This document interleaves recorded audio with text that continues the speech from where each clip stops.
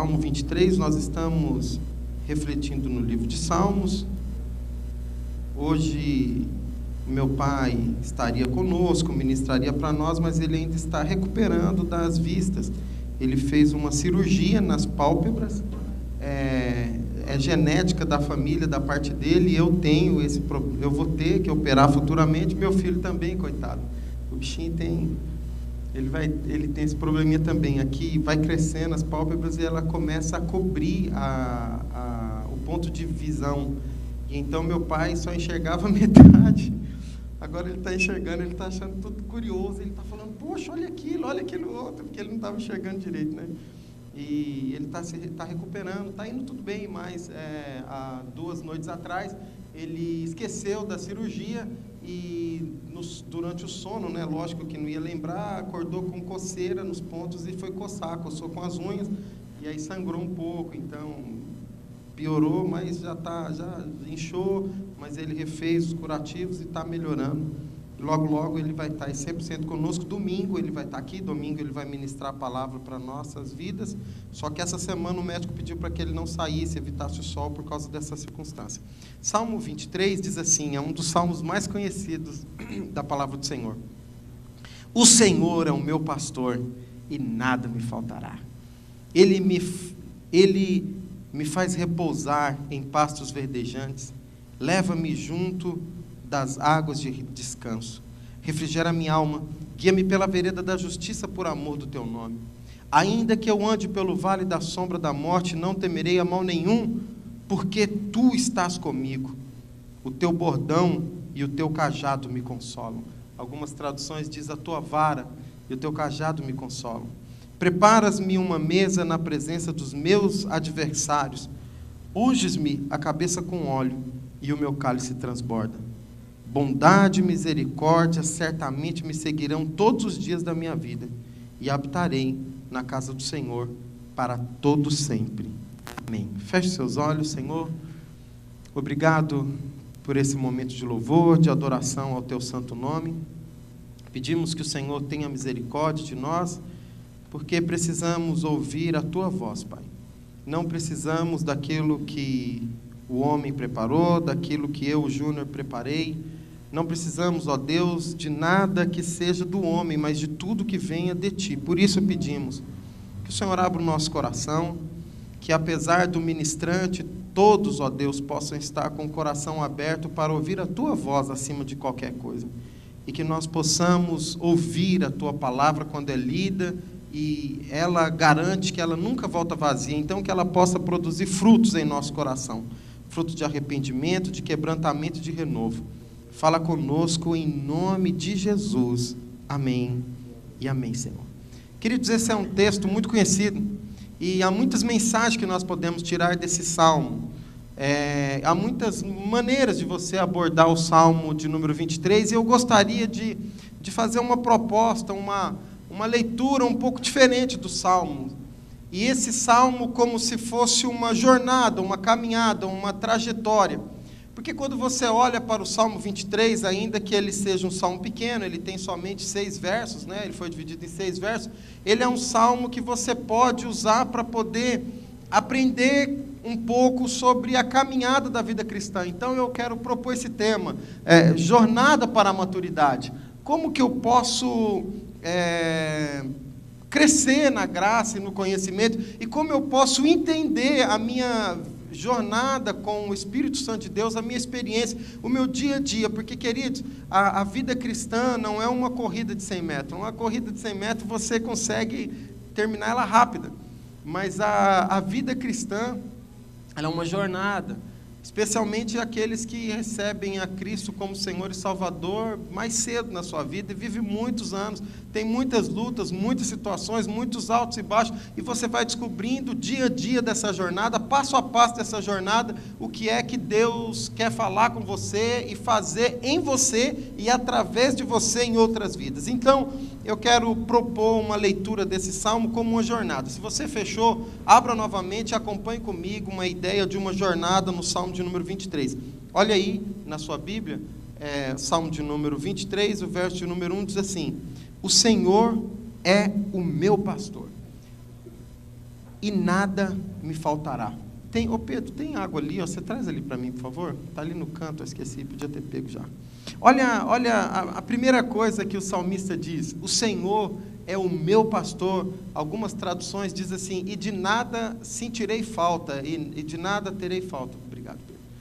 Essa tradução que eu acabei de ler diz: o Senhor é o meu pastor e nada me faltará. Queridos, eu quero propor uma jornada a partir do momento de quando nós abrimos o nosso coração e recebemos a Jesus Cristo como Senhor da nossa vida. Você lembra do dia que você conheceu a Jesus, o dia que você entregou sua vida para o Senhor, o dia que você o recebeu como Senhor e Salvador?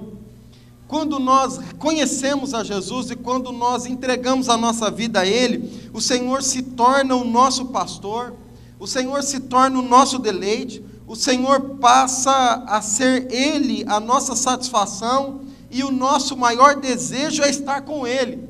Quando nós vemos uma pessoa naquilo que muitas vezes nós chamamos do primeiro amor... Ô Pedro, você teve miséria, você não trouxe as duas, né, Pedro? Traz a outra aí para mim, meu irmão, que está com dó. Só para provocar ele. Quando nós entregamos o nosso coração para o Senhor... Obrigado, viu, Pedro? Você é uma bênção, obrigado, nosso comandante aí, o tenente depois conversa com ele aí. Quando nós, os dois serviam ali no quartel. Quando nós entregamos o nosso coração para o Senhor passa a ser nosso maior prazer, nossa maior satisfação. Me lembro agora o irmão Hudson pregando no domingo e contando testemunho de quando ele aceitou Jesus lá na Vila Dirce. Ele até comentou, quando ele aceitou Jesus, ele aprendeu a tocar um louvor e ele tocava esse louvor todas as vezes, repetidamente. Qualquer louvor, Hudson? Teus olhos revelam que eu nada posso esconder. Eu não sei se ele falou domingo aqui ou falou lá em cima para o ministério de louvor, mas ele falou isso aqui na nossa igreja. E ele falou sobre o prazer e a alegria que ele tinha de estar na igreja. Então ele pegava o carro dele, pegava o violãozinho e ia para a igreja, e seus olhos revelam, oh delícia, e era tudo uma delícia. E é uma delícia, quando nós aceitamos Jesus, não tem dificuldades. Eu testemunhei aqui domingo, rápido não, demorei um pouco, mas eu demorei um pouco, passamos o horário do culto, porque, passamos, mas a Kelly estava, quando ela estava aqui conosco, e quando a Kelly aceitou Jesus, ela ia para a igreja e andava 5 quilômetros de a pé, só para ir para o culto, sabe? Não tinha distância, 5 quilômetros hoje, olha como a igreja está. E hoje a maioria dos irmãos da nossa igreja tem carro. Mas eu estou cansado. Um jovem veio conversar comigo, e ele queria trazer um amigo dele, e aí o amigo dele desmarcou, porque disse com ele que estava cansado, mas quem acaba de aceitar Jesus não tem distância, não precisa de ônibus, não precisa de Uber, eu vou de a pé, eu dou um jeito. Eu me lembro que lá em Atibaia tinha uma moça que aceitou Jesus, o nome dela é Renata. A Renata tinha problema de possessão. Quando ela foi liberta, irmãos, a Renata andava 7 quilômetros para ir de a pé. A Renata, útil, era do Ministério de Louvor, ela estava aprendendo a tocar teclado. O ensaio era às 4h30, o culto era às 7h, lá em Atibaia. A Renata era a primeira a chegar de todo mundo do Ministério de Louvor. Alguns outros tinham carro, outros moravam na esquina da igreja, pois ela morava 7 quilômetros, e era um morro. E para ela poder chegar, ela tinha que atravessar num trecho muito grande, que era trilha, que não tinha estrada de asfalto e nem estrada de terra. Ela tinha que atravessar por dentro de uma mata para chegar mais perto, senão a volta era maior. Por dentro de uma mata, e depois pegava uma estrada de terra, descia e chegava lá embaixo na igreja. Ela chegava na igreja sempre com o pé cheio de barro, estava chovendo, do jeito que fosse, a calça dela aqui, ela tocava teclado e a calça dela aqui embaixo ficava toda suja. É uma mulher tem o seu cuidado, a sua vaidade, mas não tinha dificuldade, tinha prazer. Eu me lembro o dia que ela foi batizada no Espírito Santo, e a Renata caiu no chão, lá dentro da sala da intercessão, e ficou lá, e ficou a noite inteira. Nós tivemos que botar ela para dentro do carro para levar embora, porque o deleite, o prazer e o desejo está no Senhor. Agora, veja bem esse salmo nessa perspectiva. Quando o Senhor se torna o meu pastor, Ele é o meu maior prazer, Ele é tudo que eu tenho. vem, as outras coisas perdem sentido, as outras coisas perdem razão de existência, não tem dificuldade, não tem bloqueio, não tem barreiras, porque o Senhor é o meu pastor. Eu conheci um amor maior, eu conheci alguém que me ama do jeito que eu sou, não que Ele quer que eu permaneça como eu sou, mas Ele me ama do jeito que eu sou, Ele me aceitou do jeito que eu sou, Ele me envolveu do jeito que eu sou, e Ele quer me levar agora numa jornada de maturidade. Mas o Senhor é o meu pastor. Quando o Senhor é o meu pastor e eu me identifico com Ele, então eu posso dizer: nada me faltará, porque Ele é o bastante para a minha alma. Queridos, a nossa alma procura satisfação, a nossa alma procura prazer, a nossa alma procura amor, mas quando nós encontramos a Deus de verdade, nós percebemos que o que a nossa alma precisa é estar perto dEle, porque Ele é o amor que nos preenche, Ele é a satisfação que toma conta da nossa vida, Ele é a água que traz sede ao sedento, que procura nas drogas e no vício. E o Senhor é o meu pastor, e nada me faltará, porque Ele é tudo para mim. Nós até aprendemos a cantar alguns louvores, eu não sei se vocês conhecem, o pastor Cucite com certeza já cantou muito aquele que diz assim: Cristo é tudo para mim, Ele é o tesouro que eu tenho, guardado em meu peito, Ele é tudo para mim. Essa é a primeira fase na vida cristã, quando nós conhecemos o Senhor. Ele é tudo para mim, Ele é o meu maior tesouro, guardado em meu peito, Ele é tudo para mim. Mas aí, na sequência, o salmista vai para o verso de número 2, olha aí na sua Bíblia. Vamos ler todo mundo junto? Eu sei que algumas versões são diferentes, mas nós podemos ler junto. 1, 2, 3 e já. Ele me faz...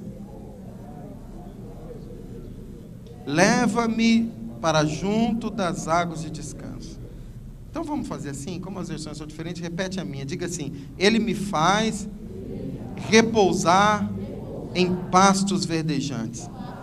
Aleluias. Diga assim, olha a continuação: faz repousar em pastos verdejantes, leva-me para junto de águas de descanso. Leva para essas águas de descanso.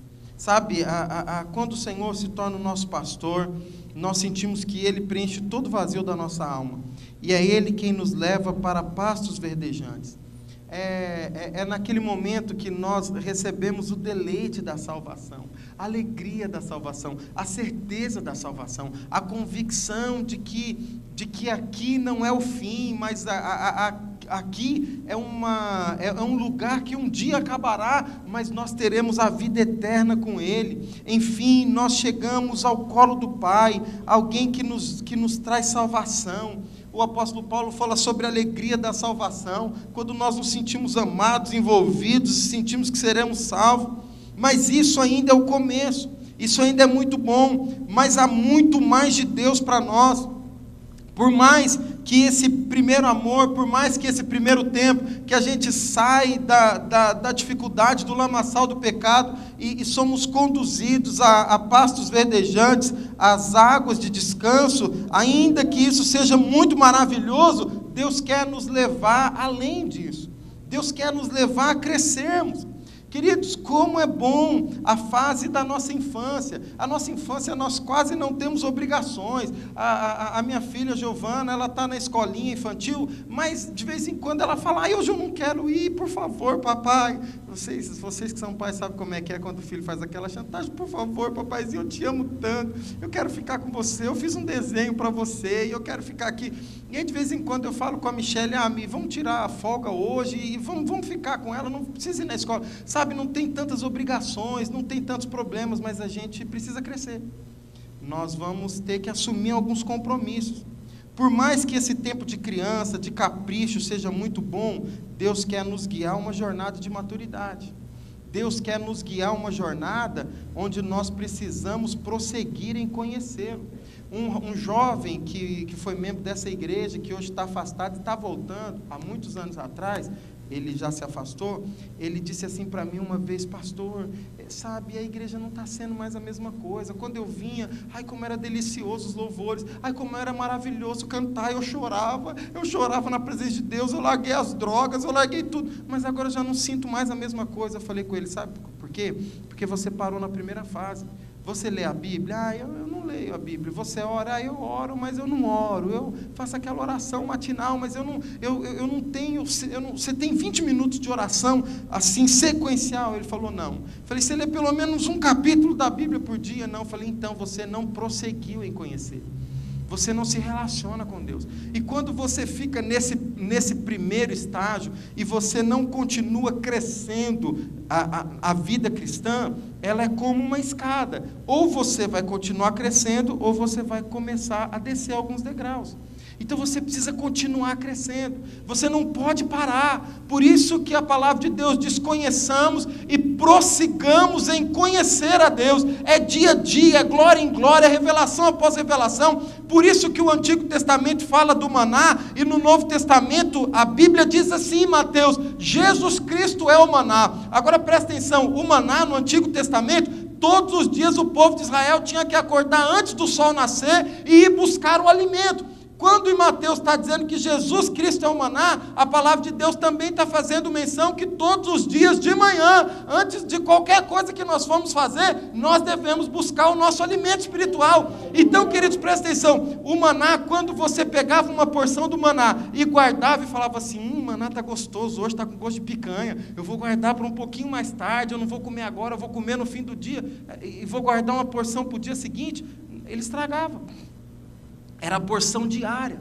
No outro dia de manhã ia ter outra porção, no outro dia outra porção, no outro dia outra porção. Queridos, nós achamos que nós podemos nos alimentar de Deus num culto, numa célula, numa reunião, num culto de domingo, e algumas vezes eu até vejo pessoas dizendo assim, ai pastor, essa palavra vai me sustentar a semana inteira. Não é isso que Deus quer. Deus não quer que você venha na igreja e ouça uma palavra para te sustentar a semana inteira. Ele quer que você venha, que você aprenda, mas amanhã de manhã, na quinta-feira, Ele tem uma nova palavra. Na sexta-feira, Ele quer se revelar de novo para você. No sábado, Ele quer manifestar a glória dele lá na sua casa. No domingo de manhã, antes de você vir para a igreja, Ele quer te envolver, Ele quer te batizar, Ele quer te encher, Ele quer te alimentar todos os dias, e na segunda de novo, e na terça de novo, e na quarta de novo. Então nós precisamos prosseguir, ainda que seja muito maravilhoso sentir que você sai do lamaçal do pecado e vai para pastos verdejantes, você precisa continuar a caminhada cristã. O Deus não quer que você fique só nesse período. O livro de João diz que Jesus estava com seus discípulos, e Jesus chamou os primeiros discípulos, e logo eles chegaram e perguntaram assim para Jesus: onde é que você mora? E Jesus falou assim para eles: mas por que é que vocês querem saber? O Filho do Homem não tem lugar de repouso, o Filho do Homem não fica em um lugar só. Mas venha e veja, me siga, me veja, vocês vão saber onde é que eu moro. Queridos, os discípulos foram viver com o Senhor. Nós queremos saber onde você mora, Senhor. Sabe, isso é simples demais, parece simples demais, mas é extremamente profundo. A caminhada cristã, ser discípulo de Cristo, é compartilhar intimidade. Nós achamos algo muito errado dentro da igreja. Nós somos ensinados muitas vezes que nós temos que lutar contra nós mesmos, só porque se nós lutarmos contra nós mesmos, nós seremos santos. E se nós formos santos, nós vamos ter intimidade com Deus. E isso não é verdade. Presta atenção. A primeira coisa que nós precisamos é lutar para ter intimidade com Deus, porque intimidade gera santidade, é a obra do Espírito Santo em nós, porque sempre que eu luto somente com as minhas forças, eu não vou vencer plenamente, mas quando eu luto para estar com Ele, para conhecer Ele, para acordar mais cedo, para ouvir a voz dEle, para caminhar com Ele, é o Espírito em nós que nos transforma de glória em glória, a imagem de Jesus Cristo. Foi isso que o apóstolo Paulo falou: nós com o rosto desvendado somos transformados de glória em glória pelo Espírito Santo. A imagem de seu Filho Jesus Cristo é o Espírito que vai produzindo isso em nós. Então, intimidade gera santidade, e santidade gera autoridade, e autoridade gera poder para vencer o pecado e para responder o chamado de Deus na minha vida. Você pode repetir isso comigo? Diga assim: intimidade gera santidade, santidade gera autoridade, e autoridade gera conquista. A gente conquista, a gente começa a dominar, ter domínio próprio, assim por diante. O Senhor quer que a gente caminhe nessa jornada. Vejam na prática, vejam no dia a dia, vem comigo, venha ver onde é que eu moro, Jesus disse para os discípulos. Vamos em frente, eu vou à frente, e vocês vêm atrás. Venha comigo. Olha o que Deus falou com Abraão: anda na minha presença e ser perfeito. É uma caminhada. Jesus Cristo chegou para os discípulos e disse assim: venha comigo e eu vos farei. Veja, propósito vai chegar, mas tem um processo. O processo é: anda comigo, aprende comigo e eu te farei. É isso que o Senhor nos chama ainda hoje. Andar com Ele, para conhecer e ser como Ele é. Agora, nós entramos numa fase seguinte, verso de número 3, refrigera minha alma e guia-me pela vereda da justiça por amor do teu nome. Deixa eu acelerar um pouco mais por causa do horário. Ainda que eu ande pelo vale da sombra da morte, não temerei a mal nenhum, porque tu estás comigo. Diga assim: ainda que eu ande no vale da sombra da morte, não temerei a mal algum, porque tu estás comigo. Queridos, o que o salmista está dizendo é que para nós continuarmos crescendo na vida espiritual, nós também vamos passar por alguns vales, e nós precisamos passar por um vale também da sombra da morte. E essa é uma proposta de releitura como uma jornada. Eu queria propor aqui de uma leitura um pouco diferente, propondo que o salmista está dizendo que todos que queremos seguir a Jesus Cristo precisamos lançar fora todos os nossos interesses, deixar para trás as coisas velhas e esperar o novo de Deus. Uma jornada para a maturidade, como a gente propôs ali, uma corrida, não é aprender a como eu vou ganhar mais, não é aprender a como eu vou ficar mais rico. Uma jornada cristã para a maturidade não é assim: como eu vou aprender a fazer um bom negócio com Deus? Eu vou fazer uma campanha de 7 quartas-feiras e aí eu vou receber o milagre e aí eu não preciso voltar na 8ª.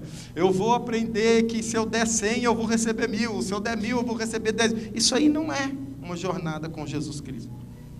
Uma jornada para a maturidade cristã é sim quando nós começamos a passar por um vale da sombra da morte e quando começa a morrer o meu eu, para que Cristo comece a nascer em mim. Quando eu morro e Cristo passa a viver em mim. É sim quando eu começo a perder para aquilo que são os meus, as minhas mazelas, os meus caprichos, e começo a mortificar minha carne e buscar aquilo que o Senhor quer. É quando eu paro de viver só para mim e passo a viver também para abençoar a vida de alguém. É quando os outros se tornam importantes para mim. Eu quero cuidar, eu quero discipular, eu quero evangelizar, eu quero pagar um preço. Eu quero, pai, eu estou cansado, mas eu sei que tem um irmão que sumiu da igreja. Eu vou fazer uma visita para ele, eu vou orar com ele, eu vou caminhar com ele, eu vou estar perto dele. Paulo diz assim: em nós opera a morte para que outros tenham vida. Você pode repetir esse versículo que Paulo diz? Diga assim: em nós opera a morte para que outros tenham vida. Só para fazer uma analogia disso. Olha, queridos, o apóstolo Paulo está dizendo: olha, eu estou morrendo, eu estou modificando, mas eu estou morrendo para que outros tenham vida. Em mim está operando a morte para que outros tenham vida. Jesus Cristo disse isso: eu me santifico, eu vou morrer para que vocês sejam santos, para que vocês tenham vida. E o apóstolo Paulo lá na frente está dizendo: eu faço de tudo para ganhar alguns poucos, eu faço todas as coisas, e em mim vai operando a morte para que outros tenham a vida. Queridos, vale da sombra da morte é despojar, e o maior exemplo é Jesus, que sendo rico, se tornou cada vez mais pobre, para nos tornar rico nele, em Cristo Jesus. Vale da sombra da morte é dar e não é receber. Vale da sombra da morte é abrir mão de muitas coisas, é viver a vida dando suporte muitas vezes para outros, é viver a vida permitindo com que eu esteja morrendo, para que Cristo vá surgindo em mim. Vejam que conforme a jornada do Salmo 23 vai indo verso a verso, vai acontecendo a comunhão vai aumentando. Agora, É Ele quem anda comigo no vale da sombra da morte. No começo o que interessava era Campinas Verdejantes. Muitas pessoas vêm para a igreja por causa disso, por causa de Campinas Verdejantes, por causa de águas de refrigério. Mas, queridos, nós precisamos passar pelo vale da sombra da morte. É no vale que nós vamos morrendo e Deus vai sendo glorificado em nossas vidas. Nós vamos sendo transformados. No vale não pode sobrar mais nada de mim. A única coisa que eu posso fazer é crer que Ele está comigo e a vara e o cajado dele vai me consolar. No vale, muitas vezes as pessoas vão falhar conosco. Presta atenção nisso que eu vou te dizer. Quando você aceita Jesus, é importante saber disso. Algumas pessoas vão te abraçar, algumas pessoas vão caminhar com vocês, algumas pessoas vão estar do seu lado, algumas pessoas vão estar junto com você, mas em alguns momentos na sua vida essas pessoas vão falhar. E no vale da sombra da morte, muitas vezes nós ficamos sozinhos, ninguém fica conosco, ninguém está do nosso lado. Nós até vamos dizer, se eu precisava de alguém para orar comigo, alguém para orar por mim, mas muitas vezes essas pessoas vão faltar. Sabe por que Deus algumas vezes permite isso? Porque Deus quer que você perceba que no vale da sombra da morte, você não precisa temer a mal algum, porque Ele está com você. Ainda que todos te esqueçam, Ele jamais se esquecerá. José foi abandonado pelos irmãos. José foi para a casa de Potifar. Na casa de Potifar ele foi enganado. Ele é injustiçado, jogado na cadeia. Na cadeia ele interpreta sonho do copeiro e do padeiro. O copeiro e o padeiro, acontece o cumprimento do sonho, o padeiro morre, o copeiro é restaurado. E a Bíblia diz que o copeiro esquece dele. Passa 2 anos e ninguém lembra de José. O copeiro esquece, os irmãos dele esquecem, todo mundo esquece de José. Mas Deus não esquece. Deus faz Faraó ter um sonho. E aí faz com que o copeiro lembre de José. Porque no vale, Deus estava honrando ele. Na casa de Potifar, na cadeia, em todos os lugares Deus estava honrando ele. Queridos, é esse o lugar onde nossas muletas são tiradas para recebermos o que vem de Deus para a nossa vida. E nós precisamos perder as muletas. Tem muito crente que fica dependendo do profeta. Vocês já viram isso? Tem crente que, ai meu Deus, e agora? Eu preciso ir na casa da fulana de tal para ver se ela profetiza para mim. Eu me lembro que aqui na nossa igreja era muito comum, e eu não acho isso ruim, eu acho bom. Nós fazemos o corredor de oração, mas tem gente que só quer receber a oração do fulano de tal. Aí o outro ficou liberado por oração, a pessoa virava de lado assim, fingindo que não estava vendo, até falava, pô, vai. Eu me lembro que teve até vezes aqui na nossa igreja que pessoas vieram pedir oração para mim, falaram, ai pastor, Deus usou você em uma outra ocasião para curar uma enfermidade, eu quero que você ore por mim. Aí eu orei, aí a pessoa perguntou assim, ei, Deus falou alguma coisa? O que Deus mandou dizer para mim? Eu disse, não falou nada. Ela não falou nada. Dessa vez não falou nada, mas Ele vai me curar. Falou nada. Eu não sei que Ele não falou nada. Então é bom você continuar buscando Ele. Mas, queridos, as pessoas querem, e queridos, presta atenção. Deus quer nos conduzir a uma jornada de maturidade espiritual, onde as nossas muletas vão caindo, onde os nossos suportes humanos vão falhando, para que Ele cresça, para que Ele apareça, para que Ele seja o Senhor. Vale ao lugar onde a bagagem fica leve, sabe por quê? Porque nós vamos perdendo as coisas e vai ficando leve. O que muitas vezes torna difícil a caminhada cristã é querer conciliar coisas do mundo com Cristo. E isso fica pesado.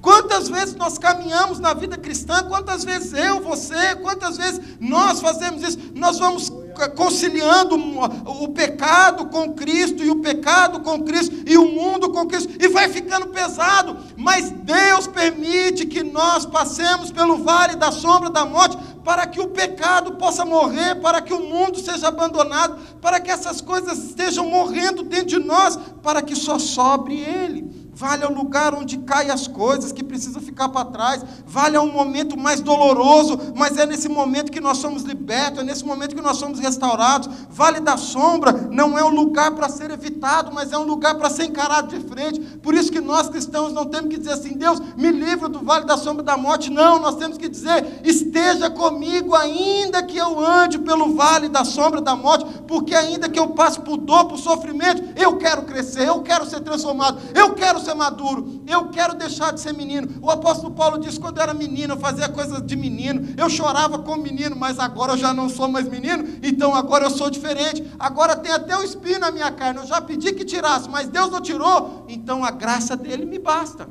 E eu aprendi que todas as coisas vão cooperar para o bem daqueles que amam ao Senhor, daqueles que são chamados segundo o seu propósito. Queridos, é na dor que conhecemos a Cristo. Olhe quando é que os grandes homens e mulheres de Deus surgiram. Olhe, veja bem quando é que surge um grande libertador. É no meio da dor, é no meio da dificuldade, é no meio das angústias que Deus levanta homens e mulheres com experiências maravilhosas com Ele. Depois de uma perseguição, depois de uma dor, depois de um lamento, depois de tanto sofrimento e depois de tantas coisas. O que muitas vezes torna difícil a caminhada é também aquilo que Deus está permitindo para ser trabalhado em nós. Olhe comigo, nas dificuldades, Deus levanta grandes homens. Eu anotei algumas coisas, eu quero que você pense sobre isso. Se não houvesse o pecado e não houvesse o dilúvio, nós não conheceríamos também a história de Noé. Se não houvesse esterilidade, Abraão não seria o pai da fé, aquele que creu ainda que fosse impossível, na idade avançada, ser um pai de multidões, mais numerosa do que estrelas no céu e areia na terra. Se não houvesse injustiça, se não houvesse fome, se não houvesse abandono, se não houvesse inveja dos irmãos de José, não haveria José lá no Egito, um libertador e um homem que sobrepujou a injustiça. Se não houvesse um Egito, se não houvesse uma escravidão, não haveria um Moisés. Se não houvesse Jericó, não haveria um Josué para rodear aquela cidade. Se não houvesse os cananeus, não haveria uma Débora como libertadora. Se não houvesse os midianitas, não haveria um Gideão. Se não houvesse os amonitas, não haveria um Jefté. Se não houvesse os filisteus, não haveria Sansão. Se não houvesse um gigante Golias, não haveria um Davi. Se não houvesse Jezabel, se não houvesse Acabe, se não houvesse os 400 profetas de Baal, não haveria Elias. Se não houvesse a Babilônia, não haveria Esdras. Se não houvesse Sambalate, não teria um Neemias. Se não houvesse um Amã, não teria uma Esther para ser uma libertadora. Se não houvesse um Nabucodonosor, não teria um Daniel. Se não houvesse 400 anos de silêncio, não se levantaria um João Batista. Se não houvesse prisão, se não houvesse angústia e injustiça, não haveria um cântico de Paulo e Silas no meio da cadeia. Se não houvesse Roma, não haveria um Paulo preso. Se não houvesse ilha de Patmos, não teríamos o livro de Apocalipse escrito às 7 igrejas da Ásia. Querido, a dificuldade, a angústia, a prisão, muitas vezes é o lugar onde nós vamos morrendo, mas Deus vai sendo engrandecido em nossas vidas. O vale da sombra da morte não é o fim, mas o vale da sombra da morte é um processo onde Deus vai levantar um libertador. Onde está Jefté? Está escondido, ninguém lembra dele. Jefté era filho de uma prostituta com um caso de adultério. Mas aí Deus levanta aquele homem para ser um libertador por causa dos midianitas. A quarta coisa para a gente correr, que o nosso horário está apertado. Vale e jornada. Vamos ver a sequência? Verso de número 4. Ainda que eu ande pelo vale da sombra e da morte, não temerei a mal nenhum, porque tu estás comigo. A tua vara e o teu cajado me consolam. Diga assim comigo: a tua vara, o teu bordão e o teu cajado me consolam. A vara e o cajado eram instrumentos nas mãos do pastor, pastor das ovelhas. A vara e o cajado são, baixa só um pouco, são instrumentos de correção. A vara e o cajado, os dois são instrumentos de correção, são instrumentos de resgate, são instrumentos de livramento. Então, o bom pastor, quando precisava pegar uma ovelhinha que está caminhando para o carrapicho, para a perdição, ele pegava um cajado e puxava para perto. Está saindo do caminho, puxava para perto. Mas quando precisava da vara, também pegava a vara e dava uma varada para poder continuar caminhando. Ah, mas está parando, não quer caminhar, toma uma varada para poder acordar e continuar caminhando. Queridos, a vara e o cajado é instrumento de correção, mas é também a prova do amor de Deus sobre as nossas vidas. Sabe por quê? Porque a correção do Senhor são para aqueles a quem Ele ama. É isso que a Bíblia diz. A correção do Senhor é para aqueles a quem Ele ama. Você pode repetir esse versículo comigo? Diga assim: a correção do Senhor são para aqueles a quem Ele ama. Queridos, quem Ele ama, Ele corrige. Quem Ele ama, Ele não deixa ficar o resto da vida na perdição. Quem Ele ama, Ele corrige. Se você está passando por um processo na sua vida, você está sendo corrigido, Não rejeite, não. Não veja isso como um pesar de Deus na sua vida. Veja isso como um tratar. Ele quer te aperfeiçoar. Ele quer te melhorar. Ele quer trabalhar em você. Ele quer fazer de você melhor do que você era. Ele quer fazer com que você cresça. Ele quer fazer com que você amadureça. Vamos continuar, porque o tempo não vai dar. Continuação, verso 5. Preparas-me uma mesa na presença dos meus adversários. Repete comigo. Preparas-me uma mesa na presença dos meus adversários. Queridos, é Ele, o nosso Deus, quem prepara essa mesa. É Ele quem prepara a mesa na presença dos adversários. E essa mesa, Ele já preparou, porque Ele já venceu o maior adversário, que era a morte eterna, que nos roubava da presença dEle por toda a eternidade. Onde está a morte, o seu agrilhão? Onde está? Onde está? O preço foi pago, Ele morreu, ressuscitou, tomou a chave do inferno e da morte, e a palavra de Deus diz que a ressurreição de Jesus Cristo é a maior garantia que nós temos, de que um dia também ressuscitaremos com Ele, e se Ele vier antes de morrermos, então seremos arrebatados e viveremos com Ele para todos sempre lá na glória. Esse lugar de vitória já foi conquistado, porque, queridos, o nosso maior adversário não é um homem, o nosso maior adversário não é aquela pessoa que está te insultando, não é aquela pessoa que está te perseguindo, não, mas é Satanás que está por detrás daquela situação, querendo te fazer parar, querendo te fazer desistir, querendo te fazer você desistir de crer que Ele te ama, querendo fazer você achar que Deus se esqueceu de você, mas Ele não se esqueceu de você. Ele mesmo disse: ainda que uma mãe se esqueça de um filho que amamentou, eu jamais me esquecerei de ti. Vera, você consegue esquecer dos seus filhos, Vera? Pois ainda que você se esqueça dos seus filhos, Ele jamais vai esquecer. Ele jamais vai esquecer. Sabe o que a Bíblia diz em João, capítulo de número 17, lá no finalzinho da oração de Jesus, verso de número 20 mais ou menos? Jesus disse assim: Pai, eu peço que todos sejam um só, para que o mundo possa olhar para a igreja e ver que o Senhor me enviou, e que o Senhor os ama. Agora, sabe como é que Jesus disse que o Pai nos ama? Jesus disse assim: para que o mundo saiba que o Senhor os ama do mesmo jeito que amas a mim. Olha a oração de Jesus. Jesus dizendo que Deus te ama do jeito que ama a Ele, Jesus Cristo. Você já pensou que amor é esse? Que amor é esse, querido? Ele te ama de igual modo.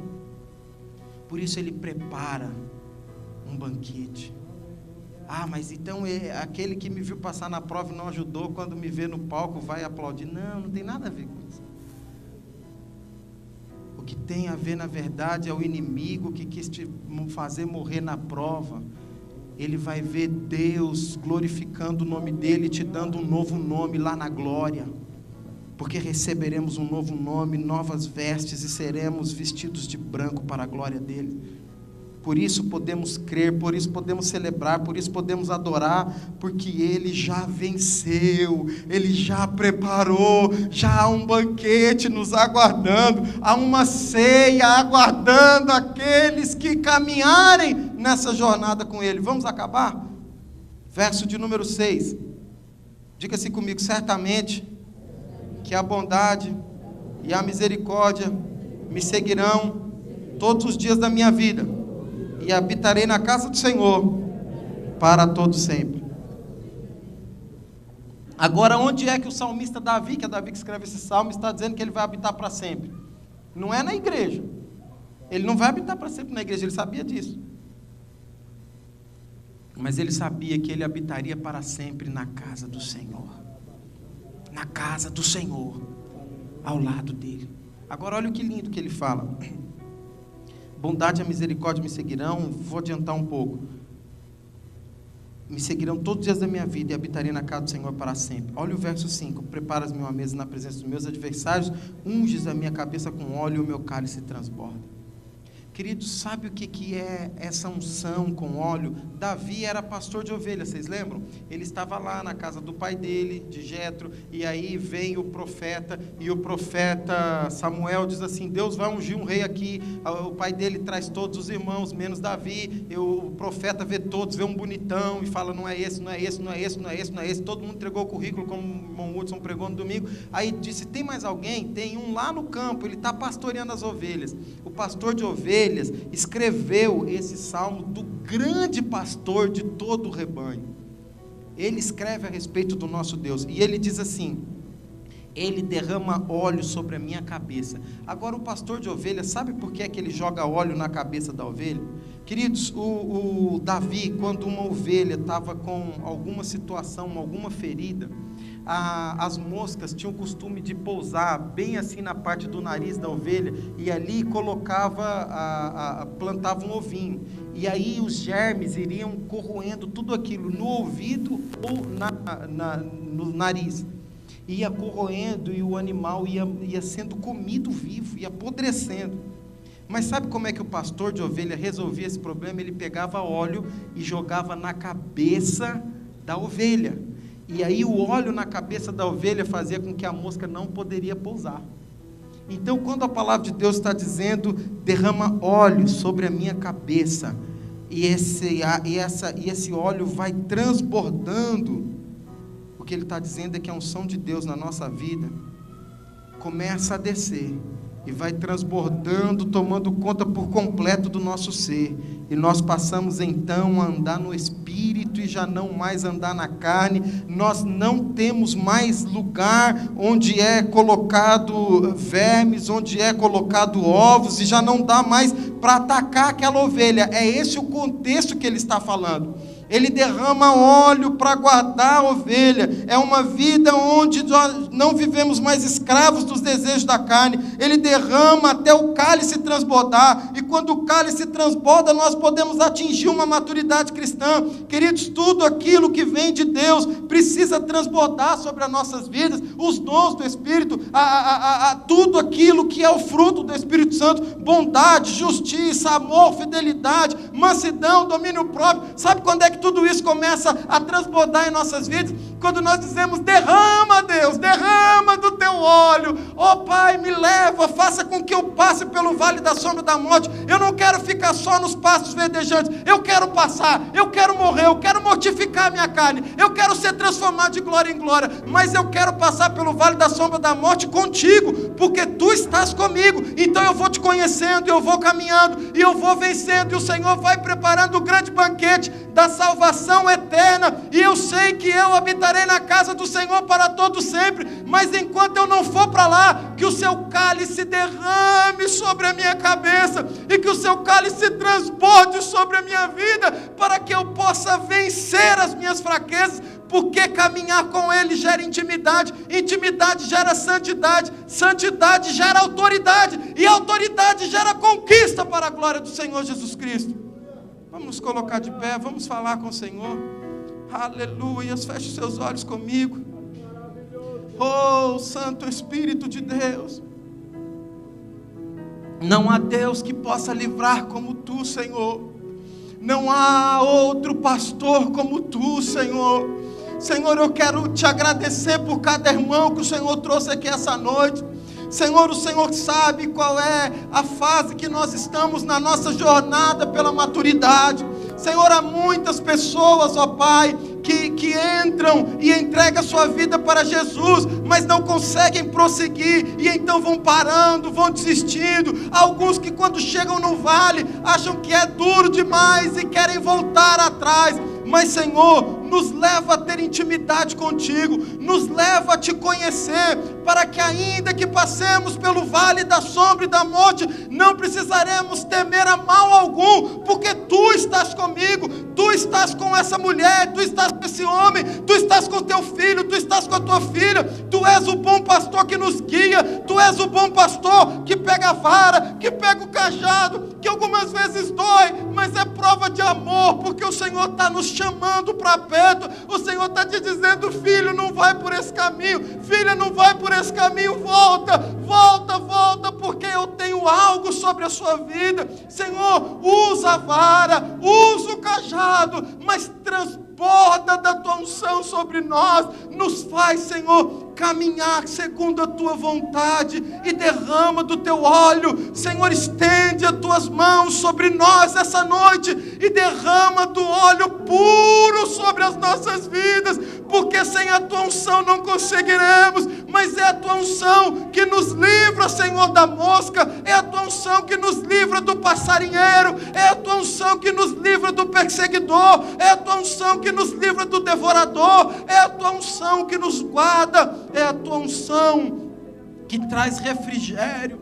Mas, Senhor, não coloca somente essa unção sobre a nossa cabeça, como o pastor de ovelhas fazia e ainda faz lá em Israel, mas faça com que essa unção desça sobre o nosso corpo, assim como desceu sobre a barba de Arão, desce sobre todo o nosso corpo e nos envolve com a tua unção, nos guarda com a tua unção, para que possamos romper em fé, para que possamos passar e viver, Senhor, o sobrenatural, para que ainda que o mar, os rios não se abram diante de mim, o Senhor nos faça passar por sobre as águas, ou o Senhor faça o mar se abrir, para que possamos ver a terra parar de girar ao redor do sol, para que a nossa guerra seja completa e a vitória seja plena.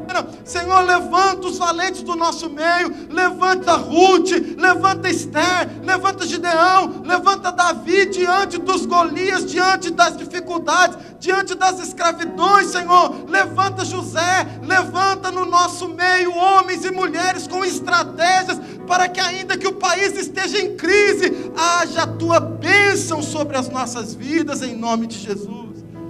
Guarda-nos e nos dá sabedoria, aleluias, aleluias, aleluias. E não nos deixe cair em tentação, mas livra-nos do mal. Mas que a cada dia possamos buscar crescer. Que amanhã, Deus, os teus filhos possam acordar e dizer: eu quero a minha porção de hoje, eu quero o meu maná, eu quero me alimentar, eu quero comer, eu quero mais, eu quero mais, eu quero mais de ti. Fala, porque os teus servos ouvem. Derrama do teu óleo, porque precisamos de ti. Leva-nos em paz aos nossos lares. Abençoe, Senhor, o encontro com Deus que teremos semana que vem. Senhor, aqueles homens e mulheres que estiverem no nosso meio, aqueles que estão no culto e não vieram, mas estão em dúvida, pensando: será que eu vou, será que eu não vou? Senhor, que o Senhor possa, ó Deus, tocar no coração deles, e que eles possam pagar um preço para aprender mais de Ti, para reservar um final de semana só para ouvir Tua voz, sem lazer, sem piscina, mas com muita palavra, com muito óleo, com muito vara, com muito cajado, com muito vale da sombra e da morte, para que possamos mortificar o velho homem, para que o Senhor cresça em nome de Jesus. Abençoa-nos, Senhor, envia vidas para serem ministradas naquele lugar, leva-nos em paz aos nossos lares, é o que pedimos e agradecemos em nome de Jesus. Amém, amém e amém, Senhor. Que Deus te abençoe, querido, grandemente, que o Senhor seja o seu pastor e que de nada você sinta falta. Dê um abraço na pessoa que está do seu lado.